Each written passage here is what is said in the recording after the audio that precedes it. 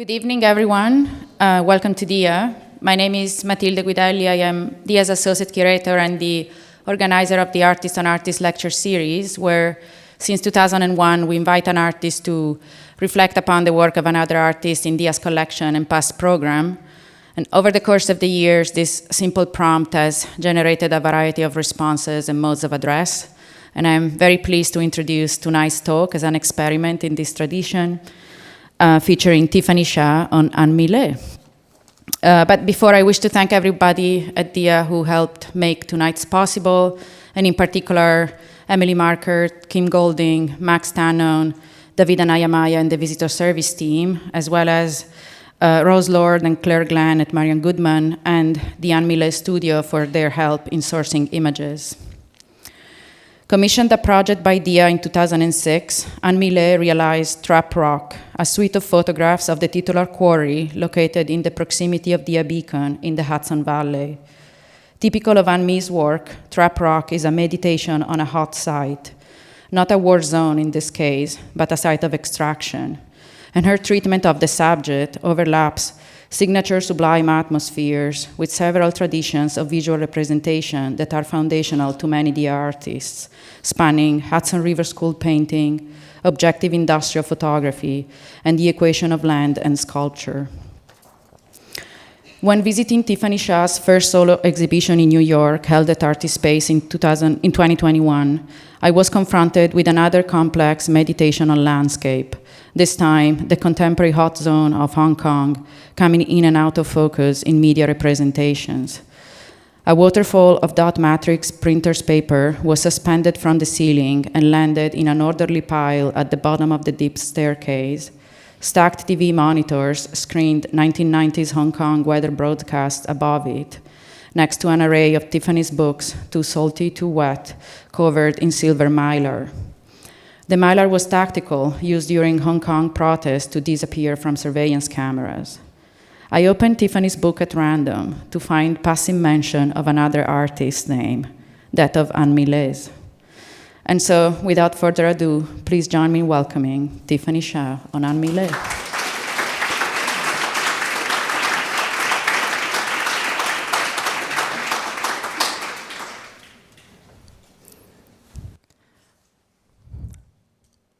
Some of the most personally exciting and inspiring encounters happen only if they spill over from the stage, in private exchanges and off-record conversations. Last fall, at a symposium on Asian American art and aesthetics, I had the chance to meet historian Gordon Chang. The author of Ghosts of Gold Mountain, Chang researched and wrote on the lives of Chinese coolie labor in the United States. In the great absence of even a single primary account from a coolie, his monumental work of historiography on these ghosts of history summons apparitional unknown figures of American history, who constructed roughly 700,000 miles of train tracks of the Central Pacific Railroad, CPRR, between California and Utah. Through the itemization of shipping manifests, descriptions of the types of food imported and games played, and inference about the lives of Chinese laborers based on accounts of those overseeing the CPRR project, Chang assembles a makeshift historical picture. Coolies, many of whom were transported from Fujian and other provinces in China, risked treacherous climbs and the explosive demolition of the Sierra's rocks as they hung from suspended baskets, though even this detail is uncertain. Coolie laborers worked through all seasons to make way for this behemoth infrastructural project, a railroad that was as foundational as it was violent, shattering indigenous land and territory and blasting across sublime landscape. Over dinner, Howie Chen, Gordon, and myself discussed art and politics, the limits and potentials bracketed by the paradox of political art and differing notions of activism across generations. For me, most excitingly, we talked about the inconvenience of oral history. Turning to Gordon as though he were some kind of tarot reader or palm decipherer, I shared my own family history. While no diary of my great-grandfather remains, we inherited some piecemeal stories. One of 3 coolie brothers, he was sold in a package deal from the province of Fujian to the owner of a tin mine in a Southeast Asian territory of Malay Peninsula. We don't know much about the time he and his brothers worked in the mine, only a cluster of facts. Desperate to leave Fujian, they were enticed by free passage to the Malay Peninsula in exchange for their free labor. The 3 brothers' wage, after they earned their freedom back, was exchanged for a barren parcel of land on the mine they worked on.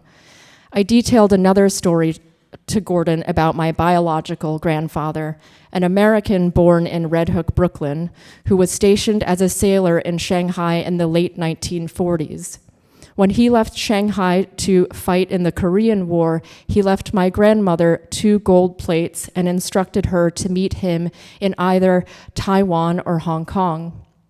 My biological grandfather later died in Okinawa, Japan.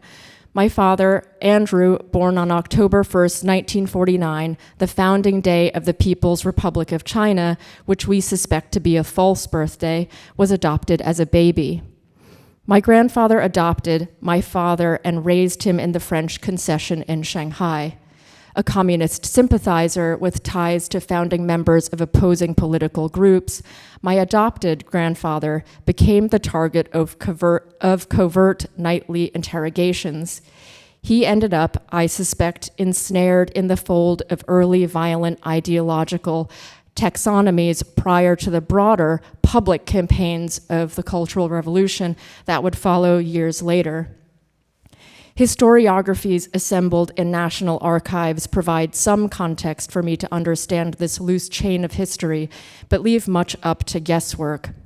As a historian, I asked Gordon, launching into a question that I admit seems rather preposterous reflecting upon it now, how do you make sense of any of this? And of all of this within the span of just one family?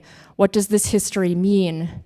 Uneasy to verify, nightmarish and mythic, and geographically dispersed, there are more of such stories to be found among my family. Obliging me, Gordon answered that, upon hearing the personal accounting at the talk, he considered how, while I began in Hong Kong, my own family's dispersal and lack of origin challenges the long-held notion that, in telling Chinese history, any single genealogy can be traced. Over the last century, such histories have spanned more broadly from Shanghai to Hong Kong, New York, Okinawa, the Malay Peninsula, and beyond. Perhaps the only thing that unites these places is that they are all ports. Your family's story, Gordon offered up, is really about no place. I've since sat on this idea of no place. It's an upsetting concept, offering no direction for root seeking, nothing to be nostalgic for, no territory to return to. It is a flippant specter, an unsettling, slippery place of no scent at all. I know there are other similar stories of the Chinese diaspora past multiple generations from speaking to friends or students who might share similar genealogy across other locales, like Taiwan, the Philippines, and throughout this hemisphere in Haiti or Mississippi. Not one of these routes draws the same line. Crucially, they describe peripheral oral histories that surround revolution, regime change, and often the Cold War. My talk today on the work of Anri pivots out of the poetic possibilities of no place.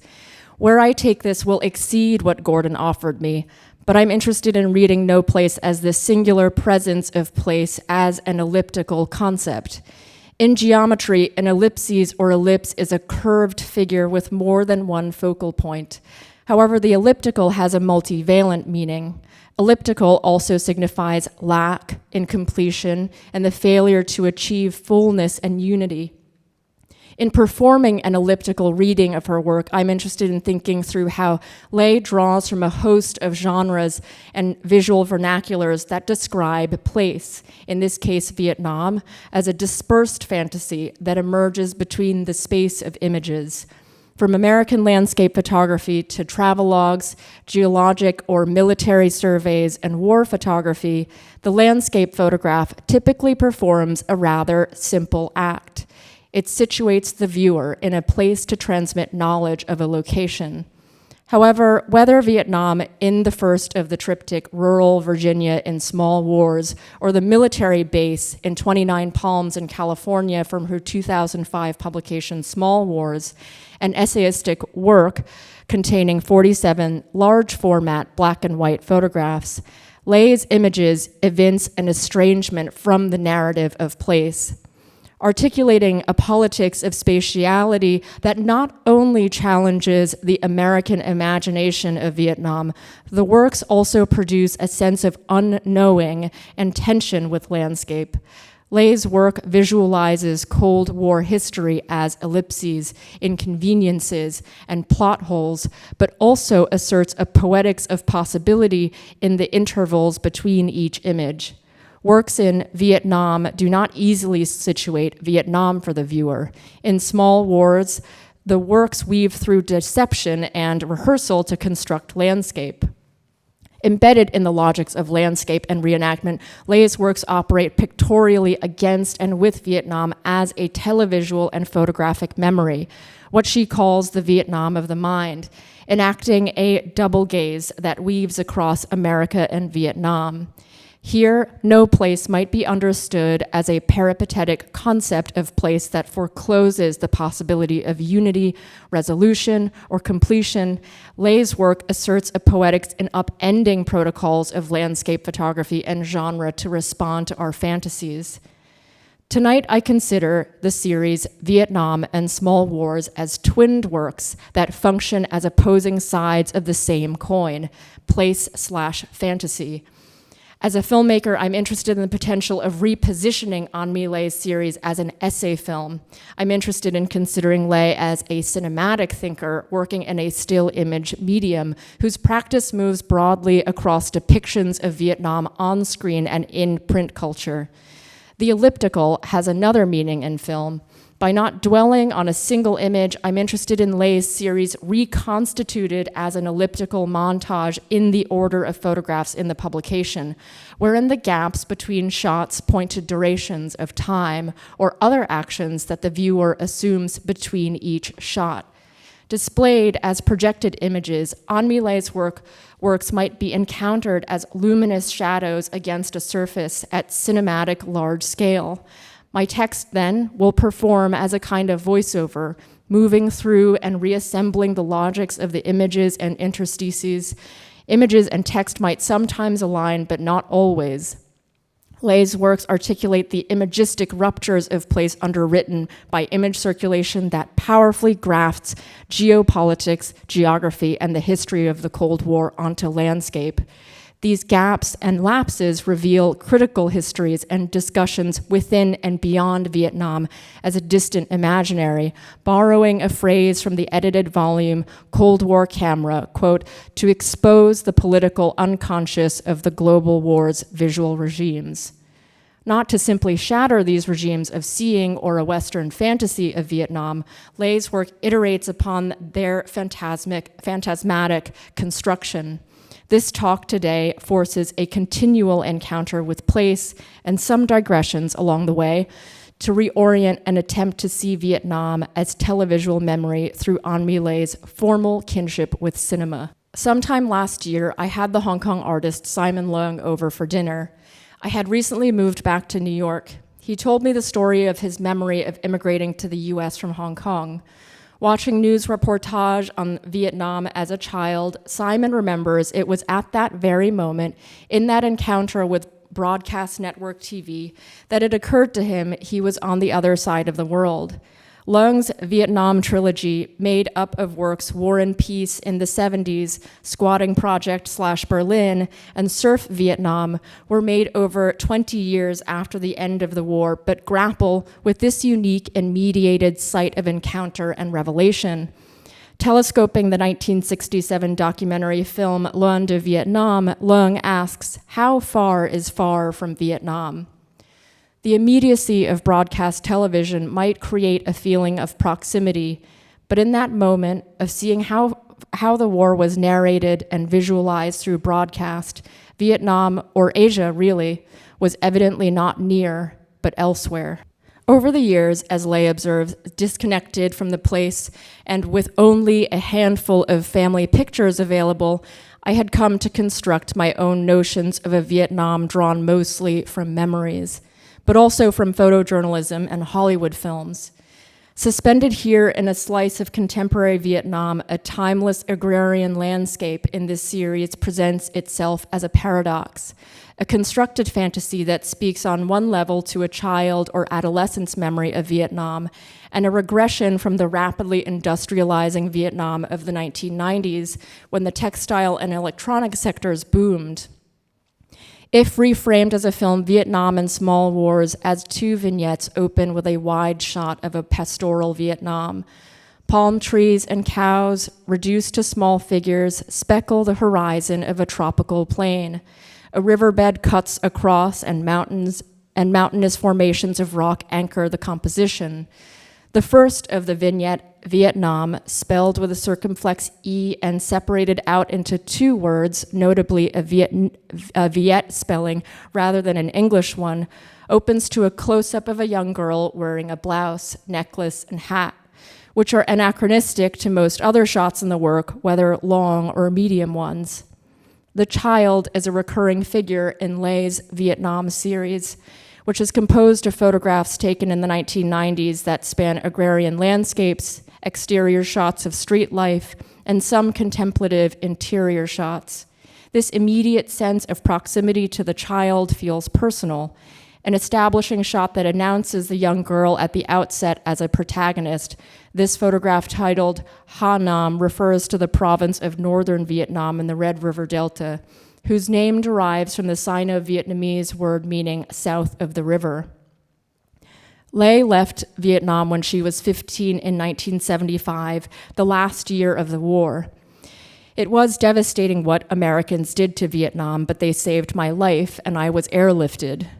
Lay also mentions the ambivalence she had to deal with in the aftermath of war and exile.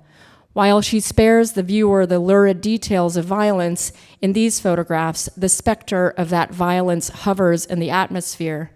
Her photographs assume, but also rely upon the viewer's knowledge of other iconic images of the war and their imaginaries upon which the series elaborates pictorially.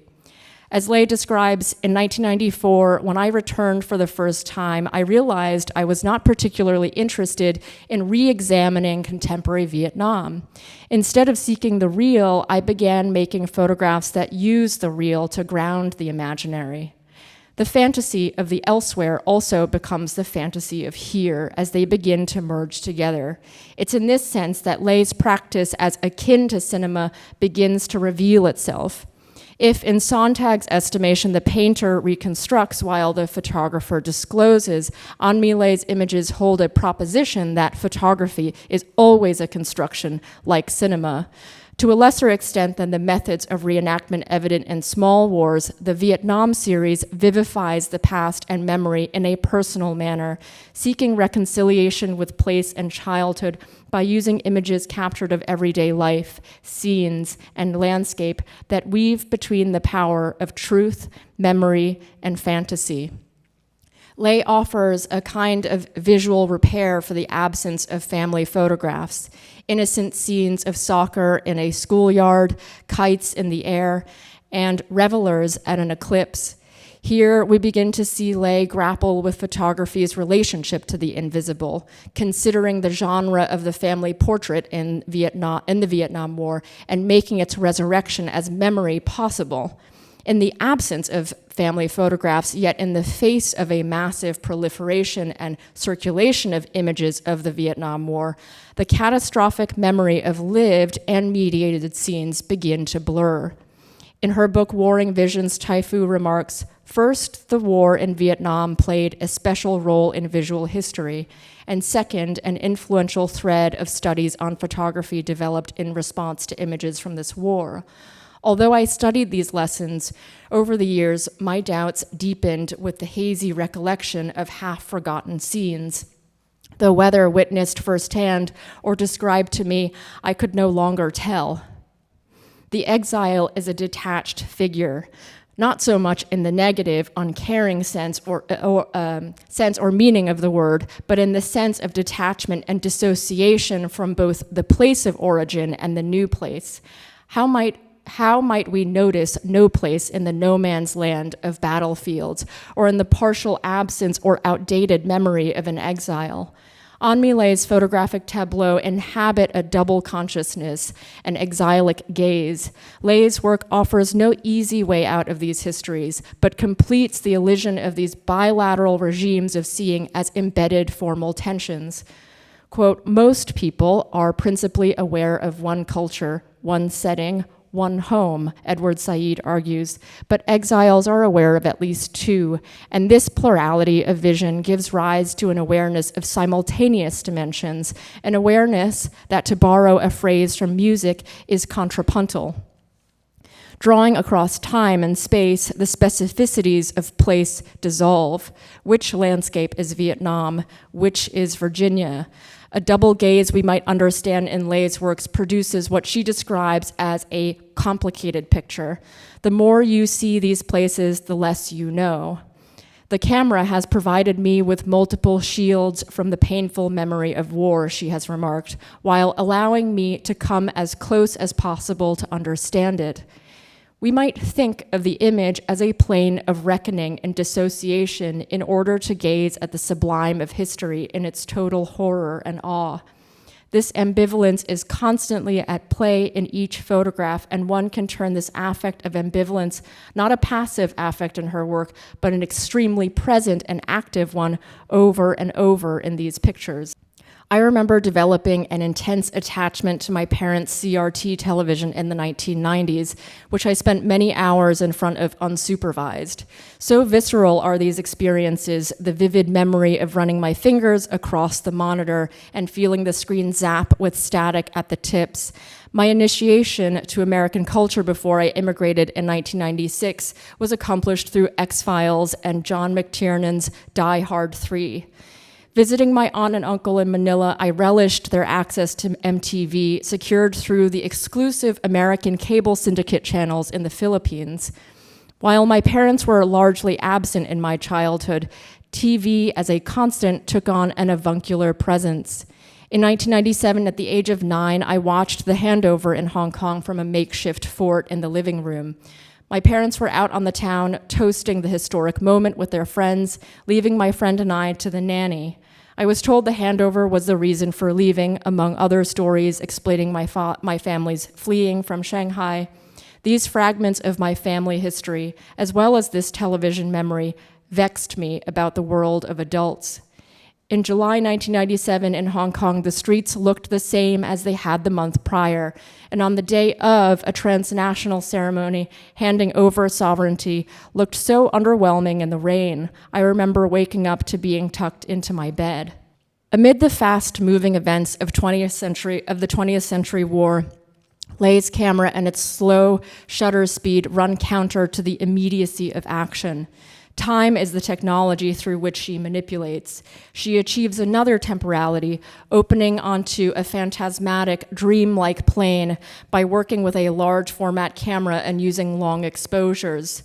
Like the hypnagogic gaze of the sleeper blinking slowly into slumber, many of Leigh's landscape imagery shows fast movements captured as indistinct blur.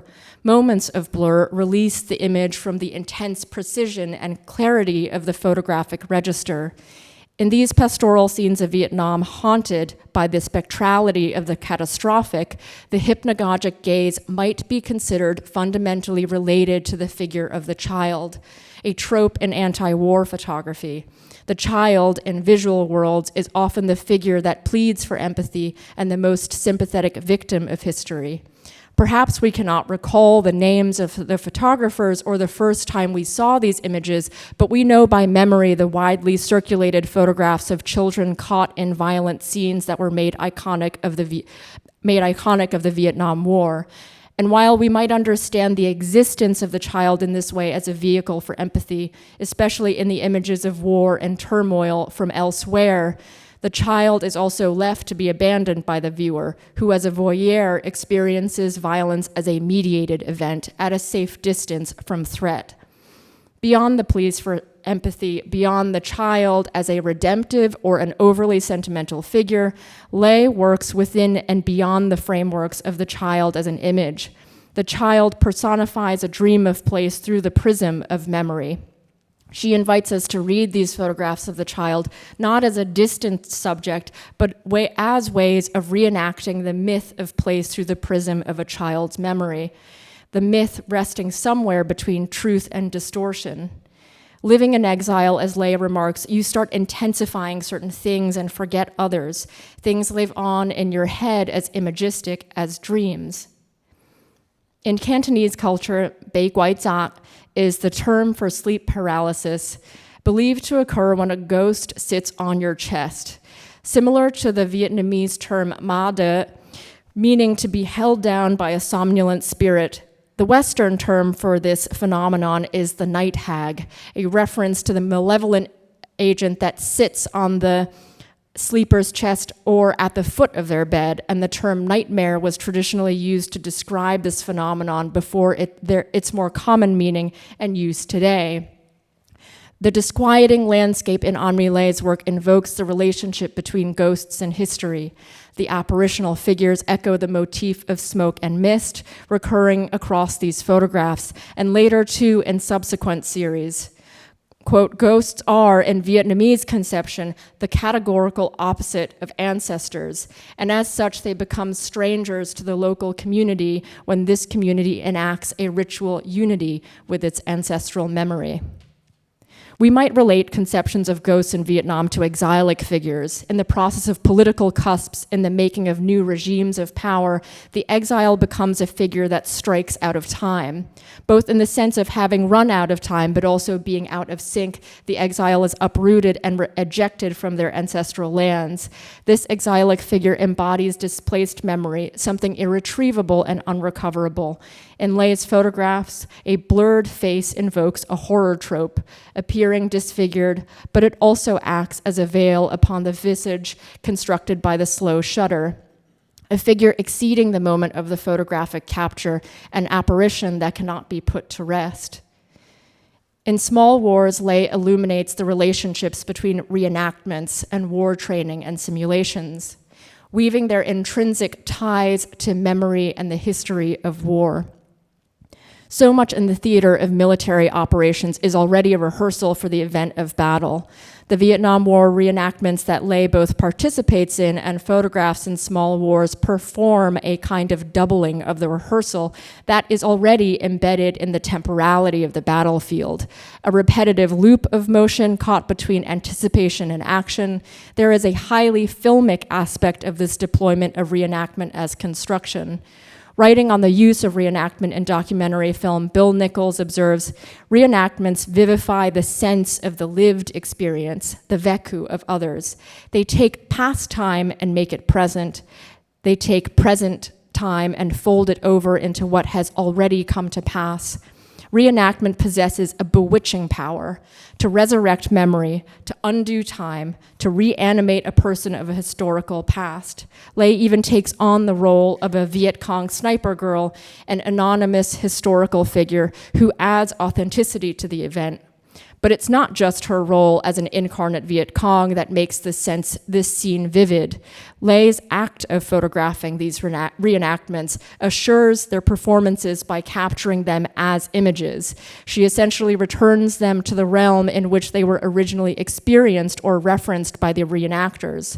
Photographing these events connects them formally to how Vietnam as media memory is received and performed. I grew up in a Chinese Baptist church in a historically leftist neighborhood in Hong Kong, North Point, where many Shanghainese and Fujianese emigres and refugees settled in the wake of the Cultural Revolution. It was also the focal point for the 1967 leftist riots and the neighborhood where my father's family settled when they arrived in Hong Kong. Service began at 8 o'clock and lasted until noon. I avoided Sunday school to join the service with the adults. A 4-hour-long service consisted of multiple songs and sermons, a format so grueling and long that as I got older, increasingly distanced from doctrine, the sermons invited me to disengage, Tuning out was an active experience. It would take great inner attention and effort to dissociate from the space.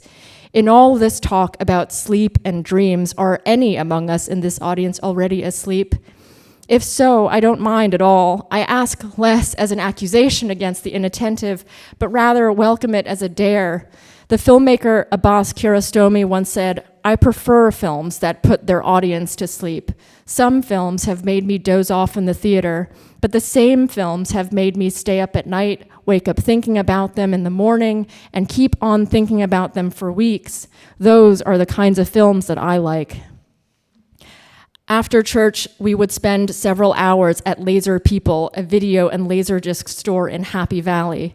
At night, we would put up movies on the projector. My parents never bothered to check the ratings of films. My mom would always fall asleep, but somehow she could always recount the movie better than we could the next day. Memories are folded into so much forgetting. Vietnam of the mind is a fictive place. When confronted with Anri Lei's landscape photographs, I'm interested in using Gordon Chang's conversational proposition of the no place as a way to embrace a poetic, elliptical absence of return, resolution, or completion. No place is a vision of locales whose specificities are blurred by invasion, violence, and hostility. Locales such as contested territories, seized ports, or battlefields, contact zones, or port cities. Places that have gone through such a transfiguration cannot be known. They remain an enigma. The images that circulate are, of course, not just still photographs, but also the image worlds embedded in popular films like Francis Ford Coppola's Apocalypse Now, Stanley Kubrick's Full Metal Jacket, Brian De Palma's Casualties of War, Oliver Stone's Platoon, and Pierre Schoedendorfer's The Anderson Platoon, which Anri Lei has referred to in interviews. The Anderson Platoon, like much news reportage of its time, is shot on handheld cameras, shaky and moving like a body or pacing alongside the infantry line in combat or moments of waiting. In contrast, large Hollywood productions like Apocalypse Now, which more closely resemble military operations in scale and budget, restage Vietnam in the Philippines. Francis Ford Coppola said at Cannes upon its premiere about shooting the film, "My film is not a movie. My film is not about Vietnam. It is Vietnam. It's what it was really like. It was crazy. And the way we made it was very much like Americans were in Vietnam. We were in the jungle. There were too many of us. We had access to too much money, too much equipment, and little by little, we went insane." Filmed in the Philippines, Northern California, Thailand, and elsewhere, Vietnam of the Mind, as Anri Lei describes Apocalypse Now and other Hollywood productions, isn't Vietnam at all, but a symbolic Asiatic terrain that is interchangeable with its visual proxies. In contrast, Vinh Nguyen argues that, quote, "one of the most important cultural documents of the war in Vietnam emerged not from the usual sites of production, the United States, the Socialist Republic of Vietnam, the now defunct Republic of Vietnam, South Vietnam, or the Vietnamese diaspora, but from the Hong Kong film industry in the 1980s, citing the example of An Hui's 1982 film, Boat People, which was part of a trilogy. The film tells a story of a Japanese photojournalist who travels to the country to document life under socialist rule. And outside of the state-controlled tours, he meets a group of children whom he becomes invested in. He discovers they rob graves and scavenge through garbage ridden with unexploded ordnances to survive. Written based on collected accounts from over 100 Vietnamese refugees who arrived in Hong Kong in 1978, and conscripting Hong Kong Chinese actors, the story shows the tragedy and vicissitudes of war. The children reveal to the photographer a side of the country the state did not want him to see. There are some ironies at play within the production, circulation, and reception of the film along ideological lines. One of the executive producers of the film was the director of Xinhua News Agency, China's state news. In a meeting with Hui, he divulged that as a backer of the film, it was intended as anti-Vietnam propaganda. Upon the film's release, the Vietnamese government was indeed offended by the portrayal of the country. And despite it originally being funded by the Chinese state as agitprop, European critics upon the film's premiere at Cannes opposed the one-sided negative depiction of the war. Questioning what they read as Thuy's right-wing stance, they asked Thuy whether she felt such damning critique of Vietnam took away from the ferocity of the film and the authenticity of the film, making it somewhat suspect. Thuy said her experience at Cannes was eye-opening, but she declared she did not intend to make a political film. Yet another irony, Boat People was eventually banned in China also, when Hong Kong audiences read the film as a political allegory. Beyond Hollywood films that construct Vietnam of the mind, there are multiple visual regimes of the Cold War illuminating tensions beyond a simplistic East-West conflict, but a lattice of tensions across a North-South divide. This is a digression, of course, from the works of Anri Le, yet such histories seem important to think about alongside her work that ponder the notion of Vietnam of the mind. Acted upon by multi-vectored hegemonies, Vietnam of the mind is an ever-slippery no place. Large plumes of smoke occupy many of Anri Le's images. In Vietnam, small wars, but also in later works such as Trap Rock, Mist, Fog, Smoke, plumes of dust and obscurant emerges across vast landscapes. Apparitional in quality, their diaphanous shapes across the plain have multivalent meaning as a cinematic trope, a military weapon, a natural element, and a sublime force. In cinema, haze, fog, smoke, and other in-air diffusions are used to create a dispersed ethereal light or add dramatic, evocative depth in space. Rather than waiting for the desired weather conditions, iconic landscapes in films such as King Hu's Touch of Zen or Dragon Inn were artificially produced. Sinophone filmmaker Hu burned reeds that were tied together in the shape of a barrel, a method that allowed for air to move through the hollow core of the makeshift device and allowing wind to push smoke to billow forth.